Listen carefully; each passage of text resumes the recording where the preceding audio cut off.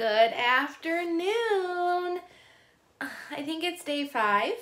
Carl's here again. You can kind of see her little ear and her whiskers. She's being rude and doesn't want to say hi. So we'll see how long she stays in here. I'm having a pajama day today. Underneath my quilt is my pajama bottoms. So if you guys aren't already out of your pajamas, maybe you could have a pajama day with me. We're going to keep reading Crenshaw, and I hope you guys like it as much as I do so far. I think it's turning out really good. And we left off on chapter 10, so we're just going to jump right into it. After I got ready for bed, I lay on my mattress and thought things over.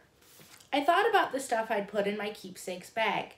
Some photos, a spelling bee trophy, a bunch of nature books, my teddy bear, a clay statue of Crenshaw that I made when I was in 2nd grade, my worn-out copy of A Hole is to Dig. I thought about Crenshaw and the surfboard. I thought about the purple jelly beans. Mostly though, I thought about the signs I'd been noticing. I am very observant, which is a useful thing for a scientist to be. Here's what I'd been observing. Big piles of bills, parents whispering, parents arguing. Stuff getting sold like the silver teapot my grandma gave my mom and our laptop computer. The power going off for 2 days because we hadn't paid the bill.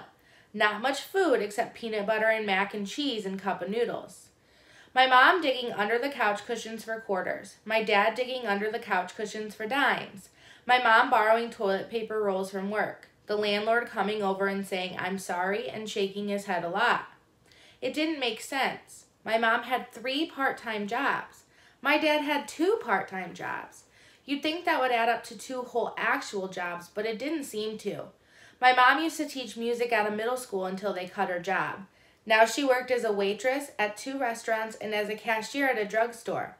She wanted to get another job teaching music, but so far nothing had come up.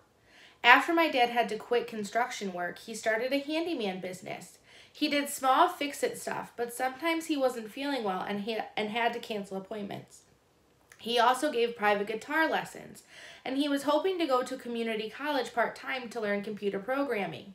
I figured my parents had a plan for making everything okay, because parents always have a plan. But when I asked them what it was, they said stuff like maybe they could plant a money tree in the backyard, or maybe they could start their rock band up again and win a Grammy Award. I didn't want to leave our apartment, but I could feel it coming. Even if nobody said anything, I knew how things worked. I'd been through this before.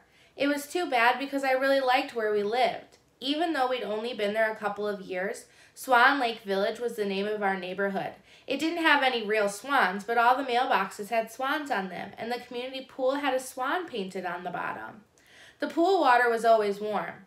Mom said it was from the sun, but I suspected illegal peeing.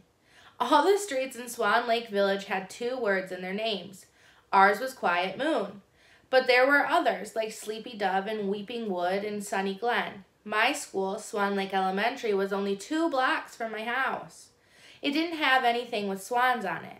Swan Lake Village wasn't a fancy place at all, just a regular old neighborhood, but it was friendly. It was the kind of place where you could smell hot dogs and burgers grilling every weekend, where kids rode their scooters on the sidewalk and sold lousy lemonade for $1 a cup. It was a place where you had friends you could count on, like Marcel. You wouldn't have thought it was a place where people were worried or hungry or sad. Our school librarian likes to say you can't judge a book by its cover. Maybe it's the same way with neighborhoods. Maybe you can't judge a place by its swans. Chapter 11. I finally fell asleep, but around 11 I woke. I got up to go to the bathroom, and as I headed down the hall, I realized my parents were still awake. I could hear them talking in the living room. They were thinking of places we could go if we couldn't pay the rent.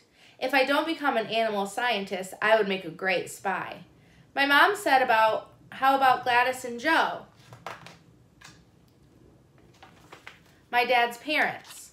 They live in an apartment in New Jersey. My dad said they only had 1 extra bedroom. Then he declared, "Plus, I couldn't live under his roof. He's the most pig-headed man on the planet." "Second most pig-headed," said my mom. "We could try borrowing money from our families." My dad rubbed his eyes. "Do we have a rich relative I've never met?" "I see your point," said Mom. Then she said, "How about my dad's cousin in Idaho who has a ranch, or her mom in Sarasota who has a condo, or his old buddy Cal, who lives in Maine in a trailer. My dad asked which of those people would take in 2 adults, 2 children, and a dog who eats furniture. Besides, he said, he didn't want to accept anyone's handouts. You do realize we can't live in the minivan again, my mom said. No, said my dad, we can't. Aretha's a lot bigger. She'd take up the whole middle seat.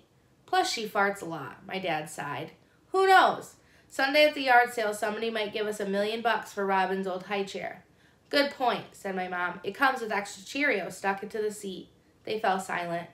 We should sell the TV, my mom said after a while. I know it's ancient, but still. My dad shook his head. We're not barbarians. He clicked the remote and an old black and white movie came to life. My mom stood. I'm so tired. She looked at my dad with her arms crossed over her chest. Look, she said, there's nothing at all wrong with asking for help, Tom. Her voice was low and slow. It was a voice she used when a fight was coming. My chest tightened. The air felt thick. There's everything wrong with asking for help, my dad snapped. It means we failed. His voice had changed too. It was sharp and hard. We have not failed. We are doing the best we can. My mom gave a frustrated groan. Life is what happens to you while you're busy making other plans, Tom. Really? My dad was yelling. So now we're resorting to fortune cookie wisdom? Like that's going to help put food in our kids' mouths? Well, refusing to ask for help isn't going to. We have asked for help, Sarah. We've been to that food pantry more times than I care to admit. But in the end, this is our problem to solve, my dad shouted. You're not responsible for getting sick, Tom, and you're not responsible for my getting laid off. My mom threw her hands in the air. Oh, what's the point? I'm going to bed. I slipped into the bathroom as my mom stormed down the hall. She slammed her bedroom door so loudly the whole house seemed to tremble. I waited a few minutes to be sure the coast was clear. When I headed back to my room, my dad was still on the couch, staring at the gray ghosts moving across the screen. Little Crenshaw. Chapter 12. I didn't sleep much after that. I tossed and turned and finally got up to get some water. Everyone was asleep. The bathroom door was closed, but light was sneaking out of the cracks. I heard humming. I heard splashing. Mom? I said softly. Dad? No answer. Robin? No answer. More humming. It sounded like how much is that doggy in the window, but I couldn't be sure. I thought about whether it might be an axe murderer, but taking a bath didn't seem like an axe murderer kind of thing to do. I didn't want to open the door. I opened the door an inch. More splashing. A sudsy blob floated by. I opened the door all the way. Crenshaw was taking a bubble bath. Chapter 13. I looked at him. He looked at me. I flew into the bathroom, shut the door, and looked at it. Meow, he said. It sounded like a question. I did not say meow back. I did not say anything. I closed my eyes and counted to 10. He was still there when I opened them. Crenshaw seemed even bigger up close. His white stomach rose from the bubbles like a snowy island. His enormous tail draped over the side of the tub. Do you have any purple jelly beans? He asked. He had thick whiskers that poked out from his face like uncooked spaghetti. No. I said it more to myself than to him. Aretha scratched at the door. Not now, girl, I said. She whined. Crenshaw wrinkled his nose. I smell dog. He was holding one of Robin's rubber duckies. He looked at the duck carefully, then rubbed his forehead on it. Cats have scent glands by their ears, and when they rub on something, it's like writing in big letters, "This is mine." You are imaginary, I said in my firmest voice. You are not real. Crenshaw made himself a beard out of bubbles. I invented you when I was 7, I said, and that means I can uninvent you now. Crenshaw didn't seem to be paying attention. If you don't have purple jelly beans, he said, red will do in a pinch. I looked in the mirror. My face was pale and sweaty. I could still see Crenshaw's reflection. He was making a tiny bubble beard for the rubber duck. You do not exist, I said to the cat in the mirror. I beg to differ, said Crenshaw. Aretha scratched again. Fine, I muttered. I eased open the door an inch to make sure no one was in the hallway listening to me talk to an imaginary cat. Aretha bulldozed through like I had a giant juicy steak waiting in the tub. I locked the door again. Once she was inside, Aretha stood perfectly still on the bath rug except for her tail that was fluttering like a windy day flag. I am positively flummoxed as to why your family felt the need for a dog, said Crenshaw, eyeing her suspiciously. Why not a cat? An animal with some panache, some pizzazz, some dignity. Both my parents are allergic to cats, I said. I am talking to my imaginary friend. I invented him when I was 7. He is here in our bathtub. He has a bubble beard. Aretha tilted her head. Her ears were on alert. When she sniffed the air, her wet nose quivered. Be gone, foul beast, said Crenshaw. Aretha plopped her big paws on the edge of the tub and gave Crenshaw a heartfelt, slobbery kiss. He hissed, long and slow. It sounded more like a bike tire losing air than an angry cat. Aretha tried for another kiss. Crenshaw flicked a paw full of bubbles at her. She caught them in her mouth and ate them. I never have seen the point of dogs, said Crenshaw. You're not real, I said again. You always were a stubborn child. Crenshaw unplugged the tub and stood. Bubbles drifted, bathwater swirled, dripping wet. He looked half his size with his fur slicked down.